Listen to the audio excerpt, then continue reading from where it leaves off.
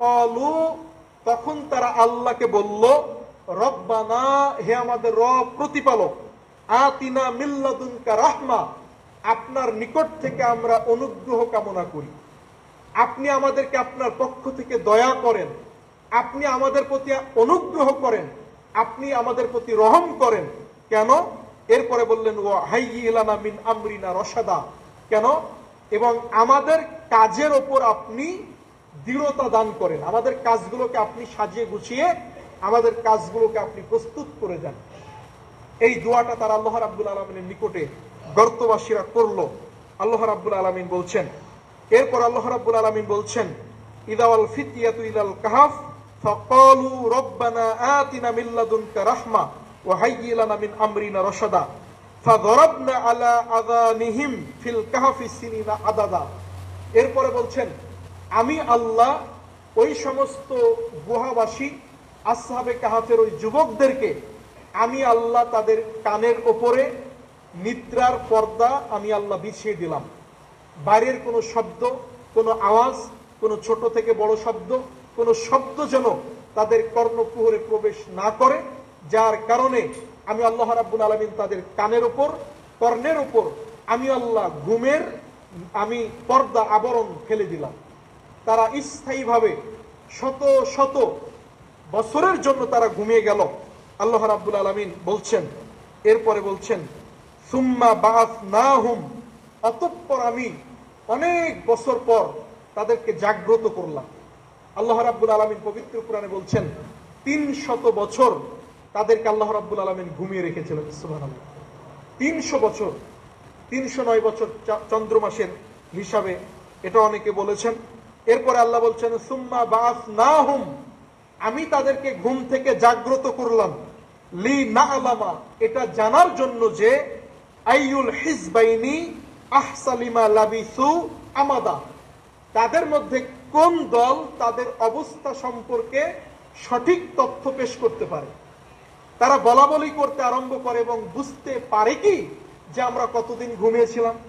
কেউ বলে যে আমরা একটা দিন ঘুমিয়েছিলাম, কেউ বলে যে আমরা একদিনের কিছু কম ঘুমিয়েছিলাম, কেউ বলল যে আমরা একটা বেলা ঘুমিয়েছিলাম, কেউ বলল যে আমরা একদিনের কিছু বেশি ঘুমিয়েছিলাম, অথচ তারা ঘুমিয়েছিল 300 বছর।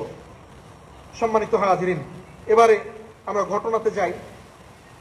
বানি ইসরাইল, মুসা আলাইহিস সালাম বানি ইসরাইলের সবচাইতে বড় নবী। তো মুসা আলাইহিস সালামের পরবর্তীতে ঈসা আলাইহিস সালাম আসলেন। ঈসা আলাইহিস সালামের পরবর্তী 250 বছর পর এবং আল্লাহর নবী মুহাম্মদ সাল্লাল্লাহু আলাইহি ওয়াসাল্লামের আগমনের 250 বছরের পূর্বের এই ঘটনা আসহাবে কাহাফের ঘটনা। আসহাবে কাহাফ, এই গর্ত বা এই স্থান, প্লেসটা কোথায়, এটা কোনো কোনো মুফাসসির বলেছেন এটা বর্তমান ফিলিস্তিনের নিকটে, আবার অনেকে বলেছেন এটা তুরস্কের ইস্তাম্বুল থেকে 160 বা 180 কিলোমিটার পূর্ব দিকে অবস্থিত এই গুহাটা, আল্লাহু আলাম। তো এই গুহাতে তৎকালীন যুগে কিছু ব্যক্তিবর্গ ছিল, তৎকালীন যুগের যারা গভর্নর ছিল, দেশের যারা ক্ষমতাধর, যারা বাদশাহ ছিল, তারা মূলত বিভিন্ন মাবুদের ইবাদত করত। অনেক মাবুদের প্রতিমা পূজা করত, মূর্তি পূজা করত, বিভিন্ন মাবুদ তারা তৈরি করে ওই সকল মাবুদের তারা ইবাদত করত। ওই তৎকালীন যুগে এমন কতগুলো যুবককে আল্লাহ রাব্বুল আলামিন হেদায়েত দিলেন। তারা হেদায়েত পেয়ে তারা গবেষণা করলো, উপলব্ধি করলো, তারা দাওয়াত পেল যে আমরা যাকে তৈরি করি, আপন হাতে তৈরি করে আবার তার নিকটে সিজদা করি, তার নিকটে আমরা দোয়া করি, তার নিকটে আমরা সহযোগিতা চাই, তো সে আমাদের মাবুদ কিভাবে হয়? কেমনে সে আমাদের মাবুদ হয়? আমরা যাকে তৈরি করি, সৃষ্টি করি, যে তার শরীরে মশা মাছি বসলে ওইটা তাড়ানোর ক্ষমতা রাখে না, সে আমাদের কিভাবে রক্ষা করতে পারে? সে আমাদের কেমনে সাহায্য করতে পারে? এই দাওয়াত তারা যখন পেল, তখন এক রবের প্রতি তারা তাওহীদের প্রতি ঈমান আনয়ন করলো, আল্লাহর প্রতি তারা বিশ্বাস স্থাপন করলো। যখন তারা বিশ্বাস স্থাপন করলো, তৎকালীন গভর্নর যারা ছিল তাদের নীতি ছিল যে তাদের দিন যদি কেউ পরিত্যাগ করে তাহলে তাদেরকে হত্যা করে দিবে। দুইটা অপশন, এক নম্বর যে তুমি পূর্বের বাপদাদার ধর্মে ফিরে আসো, যদি দিনে ফিরে আসে পূর্বের তো আলহামদুলিল্লাহ, আর যদি ফিরে না আসে তাহলে তাকে উপস্থিত হত্যা করা হবে, কোনো সময় দেওয়া হবে না। উপস্থিত তাকে ইনস্ট্যান্ট জবাব দিতে হবে যে আমি পূর্বের ধর্মে ফিরে আসলাম, নচেত তাদেরকে বলতে হবে যে আমি আমার ধর্মে অটল থাকলাম, আমাকে হত্যা করে দেন, কোনো সমস্যা নাই। তো 7 জন যুবক তারা ছিল আপনার রাষ্ট্রীয় যারা নেতৃস্থানীয় ব্যক্তিবর্গ তাদেরই সন্তান, যুবক শ্রেণী। এই যুবক শ্রেণীর কথা বিবেচনা করে তৎকালীন গভর্নর তাদেরকে জানালো যে তোমরা যেহেতু যুবক, তোমাদের অন্তত 3টা দিন আমরা সময় দিলাম, এই 3 দিনের মধ্যে তোমাদের অবস্থান তোমরা পরিষ্কার করবা, তোমরা কি আগের ধর্মে ফিরে আসবে নাকি তোমাদেরকে মৃত্যুদণ্ড দিব, তোমরা সিদ্ধান্ত জানাবে, সময় হলো 3 দিন। তখন তারা একত্রিত অবস্থায় পরামর্শ গ্রহণ করলো যে আমরা যদি এই সিদ্ধান্ত গ্রহণ করে পূর্বের ধর্মে ফিরে যাই তাহলে তো আমরা কাফের অবস্থায় মৃত্যু গ্রহণ করলাম, আমাদের তো পরকাল হবে অত্যন্ত শোচনীয়, অত্যন্ত খারাপ, কষ্টদায়ক। আর যদি আমাদেরকে হত্যা করে দেওয়া হয় তাহলে আমাদের এই তাওহীদের দাওয়াতটা কে প্রচার করবে, আমাদের দাওয়াতটাকে স্তব্ধ করে দেওয়া হবে। অতএব আমাদের এই 2টা অপশন থেকে বাঁচতে আমাদের 3টা অপশন আমাদেরকে সিলেক্ট করতে হবে। সেটা কি? আমরা এই স্থান ত্যাগ করে আমরা হিজরত করব, আমরা এই দারুল কুফর আমরা এটা ছেড়ে দিয়ে আমরা এমন স্থানে চলে যাব যেখানে গিয়ে আমরা তাওহীদের দাওয়াত দিতে পারি, আমরা এক রবের দিকে মানুষকে আহ্বান করতে পারি, এমন স্থানে চলে যাব। তারা দিন যায় রাত্রি যায়, পায়ে হেঁটে চলতে থাকে, চলতে চলতে একটা কুকুর তাদের সঙ্গী হয়। তাফসিরের মধ্যে বলা হচ্ছে কুকুরটার নাম ছিল কিতমির। তো এই কুকুরটা তাদের সঙ্গী হয়। এই কুকুরটাকে তারা খেদানোর জন্য অনেক চেষ্টা করে, তাড়ানোর জন্য চেষ্টা করে, কুকুরটা দূরে সরে যায় না, কুকুরটাও তাদের সঙ্গী হয়ে গেল। তারা চলতে চলতে একটা পাহাড়ে উঠলেন, পাহাড় থেকে দেখলেন অনেক বিশাল আকারের একটা গর্ত, একটা গুহা। ওই গুহাতে তারা অবস্থান করলেন, ক্লান্ত ছিল, শারীরিকভাবে ক্লান্ত থাকার কারণে একটু ঘুমিয়ে গেলেন। এই ঘুমালেন আর কুকুরটা ছিল আপনার পাহাড়ের মুখে। এমতো অবস্থায় যখন তারা ঘুমিয়ে গেলেন, এই ঘুম থেকে তারা জাগ্রত হলেন, যেটা আল্লাহ রাব্বুল আলামিন বলছেন, যাতে করে তারা তাদের অবস্থান নির্বাচন করতে পারে। আমরা কতক্ষণ ঘুমিয়েছিলাম?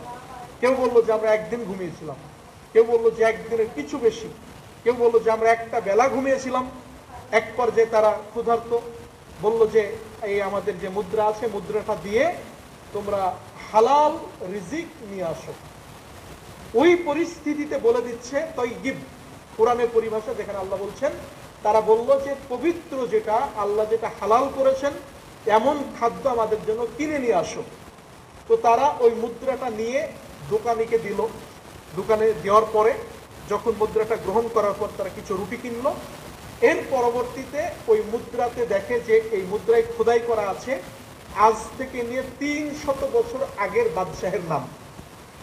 তারা মুদ্রা দেখে চিনতে পারলো যে এই বাদশা তো 300 বছর আগে ছিল, এই বাদশা তো এখনকার না। এই বিষয়টা জানার পরে তারা অনেকে অনেক কথা বললো, শোরগোল হলো, অনেকে জানলো, এমনকি গভর্নর পর্যন্ত। তবে তৎকালীন ওই সমাজের বা ওই দেশের এলাকার মানুষ ছিল, ওই জনপদের মানুষ ছিল, তারা আল্লাহকে অস্বীকার না করলেও তারা কিয়ামতকে অস্বীকার করত। তারা অনেক মাবুদের ইবাদত করতো না, কিন্তু তারা কিয়ামত একদিন হবে, যেটাকে আমরা পরকাল বলি। পরকাল বলতে কিছু একটা আছে, বা আল্লাহ আমরা মরে গেলে আল্লাহ যে আমাদেরকে জীবিত করবেন, এই বিশ্বাসটা তাদের ভিতরে ছিল না। তাদের বিশ্বাস ছিল আমরা মরে গেলে মানুষের এই শরীর গলে পচে যাবে, মানুষ মাটির সাথে মিশে যাবে, তাদের আর হিসাব হবে না। এই বিশ্বাস ভ্রান্ত ধারণা তাদের ছিল, যার কারণে যখন তারা সকলে মিলে গভর্নর সহকারে, নেতৃস্থানীয় ব্যক্তিবর্গ সহকারে সেই গুহার নিকটে যখন অবস্থান করলো, তখন তারা বিষয়টা স্পষ্ট হলো। এবং এই যুবকদের এই ঘটনা থেকে যখন তারা দেখতে পারলো যে আল্লাহ রাব্বুল আলামিন এদেরকে 300 বছর যাবৎ এখানে তাদেরকে ঘুমিয়ে রেখেছিলেন, 300 বছর পরে আল্লাহ রাব্বুল আলামিন তাদেরকে আবার জাগ্রত করেছেন। আল্লাহ বলছেন সুম্মা বাসনাহুম, আমি তাদেরকে আবার পুনরায় জাগ্রত করলাম 300 বছর পর। এই যে আল্লাহ 300 বছর পরে যদি জাগ্রত করতে পারেন, জীবিত করতে পারেন, তাহলে ওই আল্লাহ আমাদেরকে মৃত্যুর পরে আবার আত্মা দিয়ে, রূহ দিয়ে আমাদেরকে পুনরায় জীবিত করে আমাদের হিসাব গ্রহণ করবেন। এই ঈমান তারা এনে দেশকে দেশ, পুরো জনপদ তারা এক আল্লাহর প্রতি ঈমান আনয়ন করল বলে সুবহানাল্লাহ। সম্মানিত হাজিরিন, এটা হলো আসহাবে কাহাফের ঘটনা, যেটা কোরআনের মধ্যে চমৎকার ভাবে এসেছে। আল্লাহ রাব্বুল আলামিন বলছেন, এরপরে বলছেন, নাহনু নাকুসসু আলাইকা, হে নবী আমি আপনার নিকট বর্ণনা করছি, নাবাআহুম বিল হক, সঠিক ঘটনা, সঠিক বৃত্তান্ত আমি আপনার সামনে উপস্থাপন করছি। আল্লাহ বলছেন, ইন্নাহুম ফিতিয়াতুন, তারা ছিল মূলত একদল যুবক। তারা যুবক ছিল, তাদের যৌবন ছিল।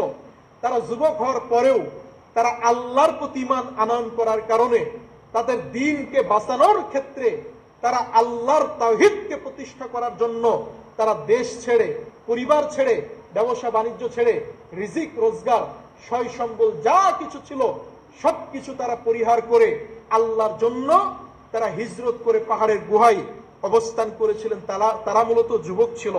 আল্লাহ রাব্বুল আলামিন বলছেন, এরপর আল্লাহ রাব্বুল আলামিন বলছেন, আমানু বিরব্বিহিম, যারা তার রবের ওপর ঈমান আনয়ন করেছিল, জিদনাহুম হুদা, এবং আমি আল্লাহ ওই সমস্ত যুবকদের চলার শক্তি তথা হেদায়েত আমি আল্লাহ বৃদ্ধি করে দিয়েছিলাম। আল্লাহ রাব্বুল আলামিন এরপরে বলছেন, অরবাতনা আলা কুলুবিহিম, এবং আমি আল্লাহ তাদের অন্তরকে দৃঢ় করে দিয়েছিলাম, তাদের অন্তরকে দৃঢ় করেছিলাম। ইয কামু, যখন তারা জাগ্রত হলো, যখন তারা দণ্ডায়মান হলো, ফাকালু, তখন তারা বলল, রব্বানা রব্বুস সামাওয়াতি ওয়াল আরদ, হে আমাদের প্রতিপালক, আসমানের এবং জমিনের প্রতিপালক, সমগ্র বিশ্বের প্রতিপালক, লান নাদওয়া মিন দুনিহি ইলাহান, আমরা আপনি ছাড়া আমরা অন্য কোন মাবুদ, অন্য কোন উপাস্য, অন্য কোন ইলার আমরা ইবাদত করি না বা কাউকে ডাকি না, শুধুমাত্র আপনাকে ছাড়া। আপনি ছাড়া আমরা কোন ইলার ইবাদত করি না, উপাসনা করি না। এরপরে তারা বলল, লাকাদ কুলনা ইযা শাতাতা, যদি আমরা সেটা করি অবশ্যই এটা হবে অত্যন্ত গর্হিত এবং জঘন্য কাজ। এক আল্লাহকে বাদ দিয়ে যদি আমরা অন্য কারো ইবাদত করি, অন্য কোনো ব্যক্তির বস্তুর যদি আমরা উপাসনা করি, এটা হবে অত্যন্ত গর্হিত এবং নিন্দিত জঘন্যতম কাজ। এই কথা তারা বলল, যেটা আল্লাহ রাব্বুল আলামিন বর্ণনা করেছেন।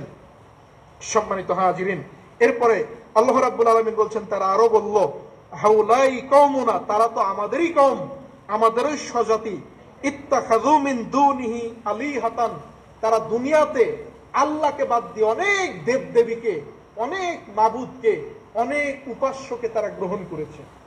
আল্লাহকে বাদ দিয়ে তারা আমাদেরই স্বজাতি। এরপরে বলছে, লাউ লা ইয়াতুনা আলাইহিম বিসুলতানিন বাইয়িন, যদি তারা তাদের মাবুদকে সত্যিকারের মাবুদ বলে দাবি করে, তাহলে কেন তারা প্রমাণ পেশ করে না? তারা কেন বলে না যে আমাদের মাবুদ, আমরা যার ইবাদত করি সে কথা বলতে পারে, আমরা যার ইবাদত করি সে দেখতে পারে, সে উপকার করতে পারে, সে সাহায্য করতে পারে? এই স্পষ্ট দলিলটা তারা কেন উপস্থাপন করে না? এই কথা তারা বলল, যেই কথা আল্লাহ রাব্বুল আলামিন পবিত্র কুরআনের মধ্যে কোট করেছেন।